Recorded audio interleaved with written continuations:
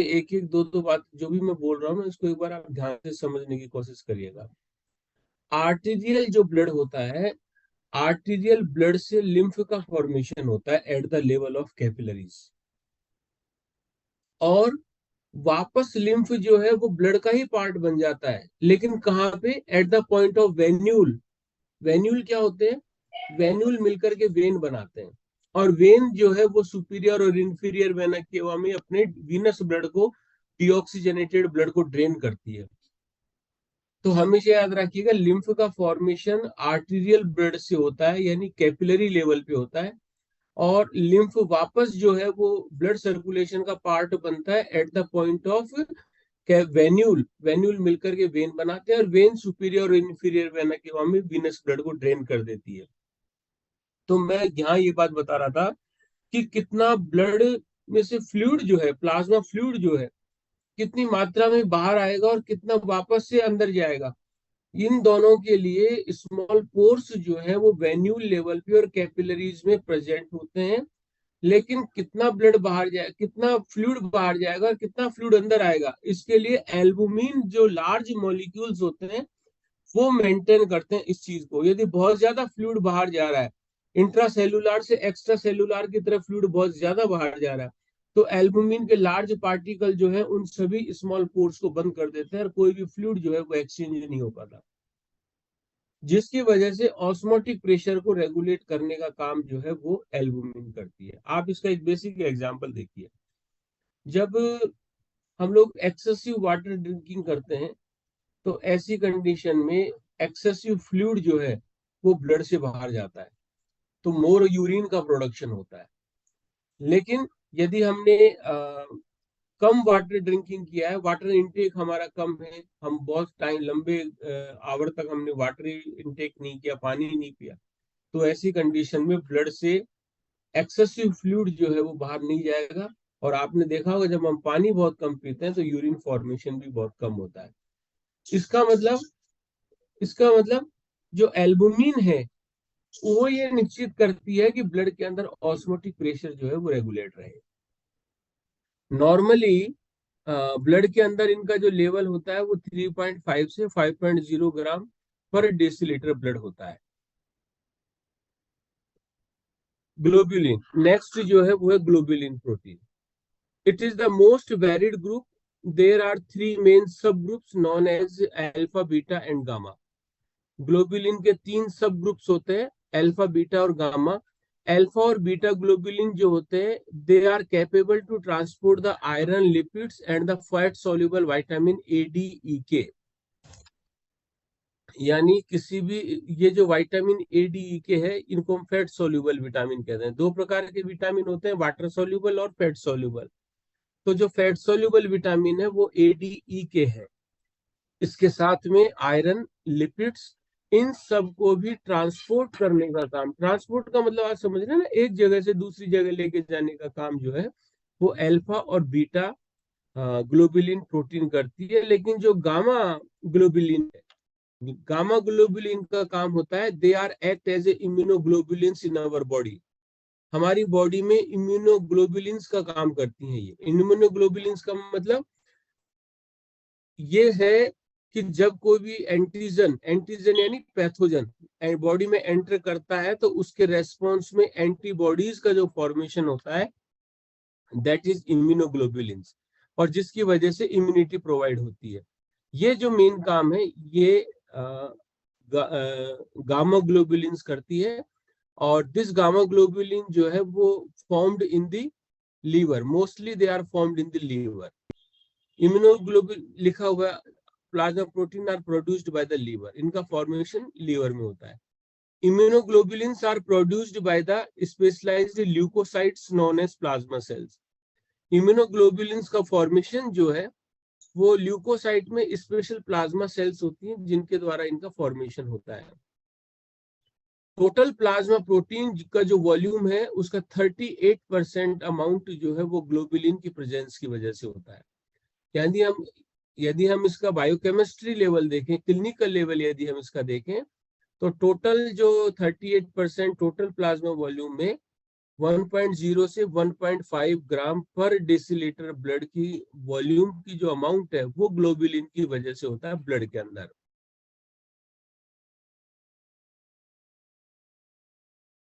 आपने इम्यूनोग्लोबुलिन्स के एग्जांपल सुने हैं आपने? आईजीजी सुना है? आईजीजी, आईजीएम, आईजीई, यस ये सर। सारे ये सारे Yes, sir. इम्यूनोग्लोबुलिन्स के टाइप है। गुड, शाबाश। नेक्स्ट, वैसे बहुत सारी प्रोटीन है ब्लड में, लेकिन हम मोस्टली 3 के बारे में स्पेशली पढ़ रहे हैं यहाँ पे। और थर्ड वन है हमारी जो प्रोटीन है, प्लाज्मा प्रोटीन, वह फाइब्रिनोजन। फाइब्रिनोजन आपको पता ही है क्या है। It produced in the liver, liver में इसका प्रोडक्शन होता है।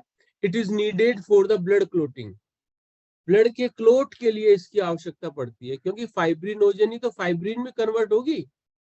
जो ब्लड क्लोट का जो मैकेनिज्म होता है, उस मैकेनिज्म में fibrinogen are the plasma proteins which are converted into the thread like substance known as fibrin. धागे जैसी स्ट्रक्चर्स होती हैं फाइब्रिन, उन फाइब्रिन्स का फॉर्मेशन फाइब्रिनोजन से ही होता है। तो हम अगले लेटर इन चैप्टर डिस्कशन करेंगे इसके बारे में। Fibrinogen accounts about 7% of total plasma volume. जो टोटल प्लाज्मा प्रोटीन का जो वॉल्यूम है, उसका 7% अमाउंट जो है वो फाइब्रिनोजन की वजह से होता है। इट मीन्स अराउंड 0.2 to 0.45 ग्राम पर डेसीलीटर ब्लड में इनकी मात्रा होती है फाइब्रिनोजन की। तो हमारे मेन तो जो प्लाज्मा के अंदर प्लाज्मा कॉन्स्टिट्यूट्स जो हम पढ़ रहे हैं, इन प्लाज्मा कॉन्स्टिट्यूट्स में हमने प्लाज्मा प्रोटीन 3 टाइप्स की पढ़ी। इसके साथ में ही न्यूट्रिएंट्स जो है वो भी इसमें पाए जाते हैं प्लाज्मा प्रोटीन्स में। और कौन कौन से न्यूट्रिएंट्स मोस्टली होते हैं? Absorbed monosaccharides, amino acid, fatty acid and glycerol, mineral salt, vitamins are absorbed in a small intestine, are taken into blood for metabolism, used for energy production, tissue repair and body secretions. इसका meaning क्या हुआ? इसका meaning ये हुआ कि आप video on करें, अपन या इसको देख के पढ़ेंगे कि क्या चीज है। मैं कहाँ नहीं दिख रहा इसमें?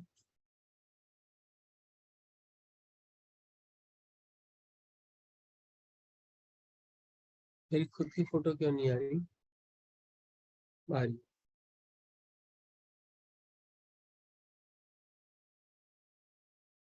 देखिए, दिख रही है photo? No sir. No sir, आप नहीं दिख रहे। ब्लैक स्क्रीन होगी।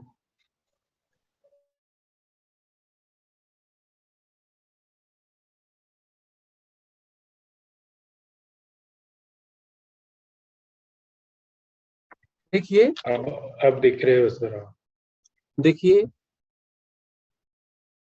प्लाज्मा के अंदर जो न्यूट्रिएंट्स प्रेजेंट होते हैं, इनके आगे नाम लिखा हुआ है, they are in the form of monosaccharide, amino acid, fatty acid and glycerol.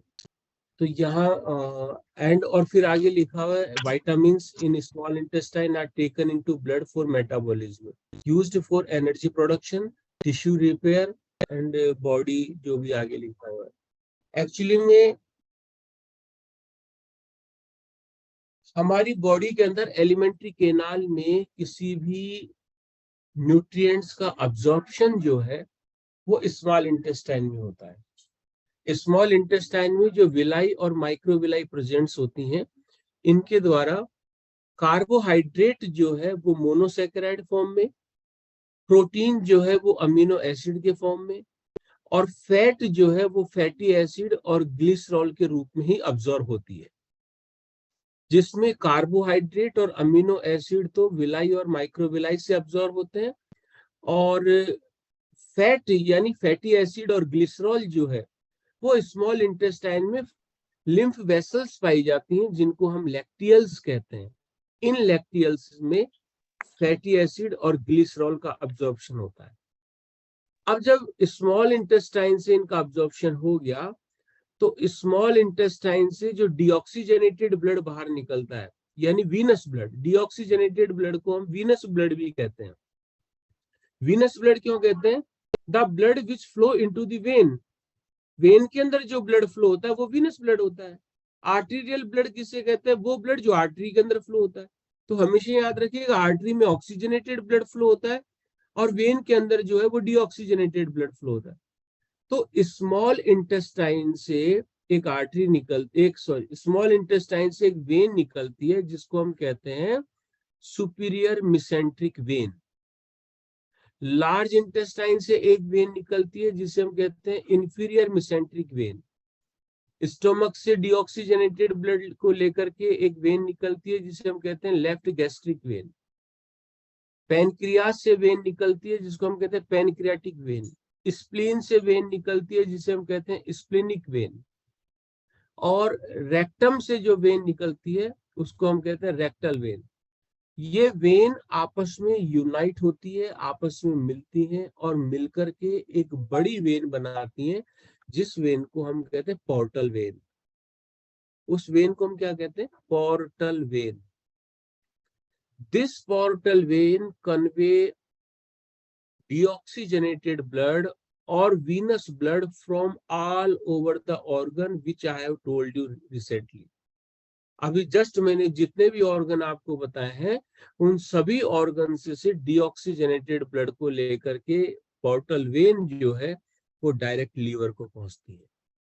वहां लीवर में मेटाबॉलिज्म होता है उन अब्सॉर्ब न्यूट्रिएंट्स का, और वो मेटाबॉलिज्म से जो एनर्जी प्रोडक्शन होती है वो हमें टिश्यू रिपेयर, हीट प्रोडक्शन और बॉडी के जितनी भी सेलुलर एक्टिविटी है उन सब के लिए वो काम आता है। तो इसका मतलब हमारा ये हुआ कि जितने अब्सॉर्ब्ड न्यूट्रिएंट्स हैं they are also present into the plasma. Next है हमारा वेस्ट प्रोडक्ट क्या क्या है। जितने भी नाइट्रोजिनस अमोनिक सब्सटेंस है, यूरिया है, यूरिक एसिड है, क्रिएटिनिन है, ये सभी के सभी एक्सक्रीट होते हैं by the urinary system. But जहां से ये निकल रहे हैं, जो ऑर्गन इनका वेस्ट प्रोडक्ट के रूप में इनको बाहर निकाल रहा है, वो ऑर्गन के थ्रू, ब्लड के थ्रू ही वो किडनी तक पहुंचेंगे, तभी जाके उनका किडनी से यूरिन के रूप में वो बॉडी से एक्सक्रीट हो जाएंगे, बाहर निकल जाएंगे। हार्मोन्स हार्मोन्स में आप देखिए जितनी भी एंडोक्राइन ग्लैंड्स हैं, when the endocrine glands directly pure their secretions in the form of hormone into the blood, वो डायरेक्ट ब्लड के अंदर अपनी हार्मोन्स को ड्रेन आउट करती हैं और फिर उसके बाद ब्लड के थ्रू वो हार्मोन्स पूरी बॉडी में जहां कहीं भी टारगेट ऑर्गन के ऊपर अपना इफेक्ट डालना है वहां तक वो ब्लड के थ्रू ही पहुंचते हैं। इसका मतलब hormones also present into the blood. Gases like oxygen, carbon dioxide, nitrogenous, ये सभी प्रेजेंट होती हैं। इलेक्ट्रोलाइट्स में यदि हम बात करें तो सोडियम, पोटेशियम, फास्फोरस, कैल्शियम, ये सारे टोटल प्लाज्मा का लगभग 1% होते हैं। साइट ऑफ हीमोपोइसिस, ये साइट ऑफ हीमोपोइसिस जो है ना, एक बार आप इस स्लाइड को रफली पढ़ लीजिए, 1 मिनट के लिए इसको पढ़ लीजिए, फिर अपन इसके बारे में एक्सप्लेनेशन करेंगे। खाली आपको पढ़ना है, मैं ये नहीं कह रहा कि आप इसको समझिए, खाली इसको आप पढ़ें कि ये स्लाइड क्या क्या रही है, फिर अपन इसके बारे में, इंपॉर्टेंट स्लाइड है इसलिए अपन इसको, मैं चाहता हूँ एक बार आप इसको पढ़ें और उसके बाद अपन इसके ऊपर डिस्कशन करें। स्लाइड तो आपको दिख रही है ना, या इसकी वजह से नहीं दिख पा रही? दिख रही है ना स्लाइड सबको? स्लाइड तो सबको यस सर दिख रही है सर। मेरे से ये कट रही है स्लाइड इसलिए, या ये चलो अब नहीं कट।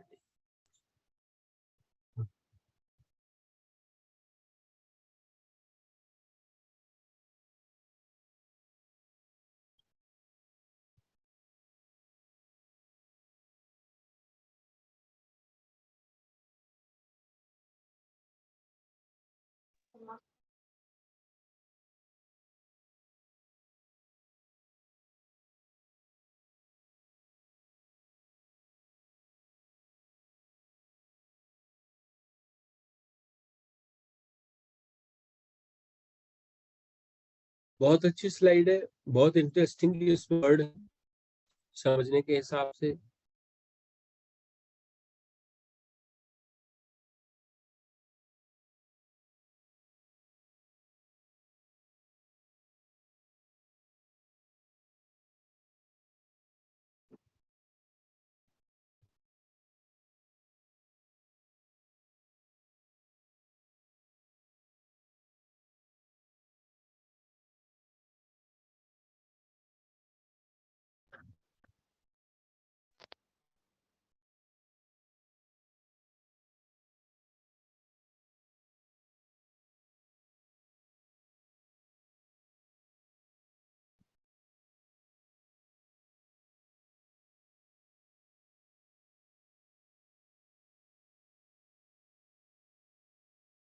देखिए अपना टॉपिक है साइट ऑफ हीमोपोइसिस। हीमोपोइसिस का मतलब था formation of blood cells. Haemopoiesis is the process through which blood cells are produced. Blood cell के फॉर्मेशन की जो प्रक्रिया होती है इसको हम हीमोपोइसिस कहते हैं। हीमोपोइसिस कह लो, हेमेटोपोइसिस कह लो, एक ही बात है ना। आप इसमें कंफ्यूज मत होइए। हीमो हेमेटो एक ही वर्ड है, दोनों मतलब साइनोनिम्स हैं एक दूसरे के, पर्यायवाची मान लीजिए। हेमेटोपोइसिस जो वर्ड है ये ग्रीक वर्ड से लिया है। इसका मतलब हीमो का मतलब होता है ब्लड और पोइसिस का मतलब होता है प्रोडक्शन, यानी ब्लड का प्रोडक्शन होना हीमोपोइसिस कहलाता है, ग्रीक वर्ड है। फ्रॉम बर्थ, जन्म से, haemopoiesis occur in numbers of tissue. जन्म से हीमोपोइसिस की जो प्रक्रिया है, ब्लड सेल फॉर्मेशन की जो प्रक्रिया है, वो बहुत सारे टिश्यूज में होती है। Beginning with the yolk sac of developing embryo. जो डेवलपिंग जो एम्ब्रियो है, विकसित होता हुआ जो भ्रूण होता है इंट्रा यूट्राइन लाइफ में, यानी यूट्रस में 9 मंथ की प्रेगनेंसी में सबसे पहले जो फर्टिलाइजेशन के बाद जाइगोट और फिर धीरे धीरे बहुत सारी डेवलपमेंटल स्टेज बनती है, उसमें एम्ब्रियो का जो योक सैक होता है उसके द्वारा हीमोपोइसिस का प्रोसेस होता है बिगिनिंग में। And continue in the foetal liver. उसके साथ साथ जो फीटस का जो लीवर है वो भी ब्लड सेल का फॉर्मेशन करने लग जाता है। लीवर, स्प्लीन, लिम्फेटिक टिश्यू और रेड बोन मैरो धीरे धीरे योक सैक से foetal liver, spleen, lymphatic tissue और फाइनली रेड बोन मैरो जो है वो ब्लड सेल का फॉर्मेशन करने लग जाती है। इन चिल्ड्रन, बच्चों में, haemopoiesis occur in the medullary cavity of long bones. देखिए इसका मतलब in children haemopoiesis can occur in the medullary cavity of long bones. जो होती है लॉन्ग बोन, आपके फीमर है, ह्यूमरस है, रेडियस अल्ना है, टिबिया फिबुला है, ये जो लॉन्ग बोन्स हैं, इन लॉन्ग बोन्स का जो मेडुलरी, इनका आपने दो बोन के दो पार्ट पढ़ रखे हैं आपने, एपिफाइसिस और डायफाइसिस। आपने बोन की यदि स्ट्रक्चर पढ़ रखी है तो एपिफाइसिस और डायफाइसिस में जो मेडुलरी कैविटी होती है उस कैविटी के अंदर रेड बोन मैरो प्रेजेंट होती हैं और उन रेड बोन मैरो से ब्लड सेल्स का फॉर्मेशन होता है। In adult, the process is largely restricted to the cranial and pelvic bones, the vertebrae, the sternum, and the proximal epiphysis of the femur and humerus.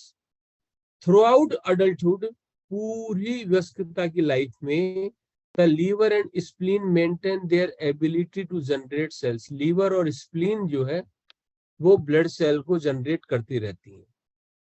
This process is referred to as extramedullary hemopoiesis. इसका मतलब medullary, adult bone के अंदर medullary cavity से बाहर यदि haemopoiesis हो रहा है तो उसको हम एक्स्ट्रा मेडुलरी हीमोपोइसिस कहते हैं। यदि मेडुलरी हीमोपोइसिस है, इसका मतलब ये हुआ कि red bone marrow which are present into the bone, वो मेडुलरी हीमोपोइसिस होगा। और यदि लीवर और स्प्लीन ब्लड सेल का फॉर्मेशन कर रही है, यानी outside of the medullary cavity यदि ब्लड सेल का फॉर्मेशन हो रहा है तो वो एक्स्ट्रा मेडुलरी हीमोपोइसिस कहलाता है। All blood cells arise from stem cells of the red bone marrow. Recall, देखिए, recall that stem cells undergo mitosis and cytokinesis process.